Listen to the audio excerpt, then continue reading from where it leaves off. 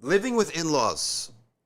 Me personally, that would be a bit risky because it's not unless you've lived with it before. So here's the rule of thumb. You don't want to do something in marriage that you've never done before, right? Because you have no reference point on how to do it. So in marriage, let's say your daughter, has she lived with an extended family in the house? If she has, and she's seen her brother's family live downstairs, her brother and sister-in-law live downstairs, the grandma lives upstairs, then the idea for her to live in the in-laws may not be a foreign idea. You see how it's all relative? So relative to your background.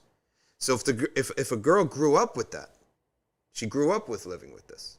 This is the same question, and this does not have to do with mawadda because they're not in this line of business, but in polygamy, in multiple marriages, when people ask, what is the ruling? And they want to corner you.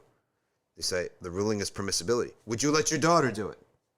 No, because I have no reference point for her, right? There's no reference point for her, like she's going to go become a second wife, right? Or she's the first and the guy takes us another wife. What reference point does she have to come to ask for advice? So I'm not going to experiment with my own daughter, right? That's the idea. So the religious ruling is one thing. The practical applicability is a whole nother thing. And the practical applicability is something that you need to have some kind of a basis. So if a girl grows up and she's her grandma's upstairs, her other grandpa's downstairs, and her brothers and his wife are downstairs in the basement, right? And there's people coming into the house all the time, then it might not be a deal breaker.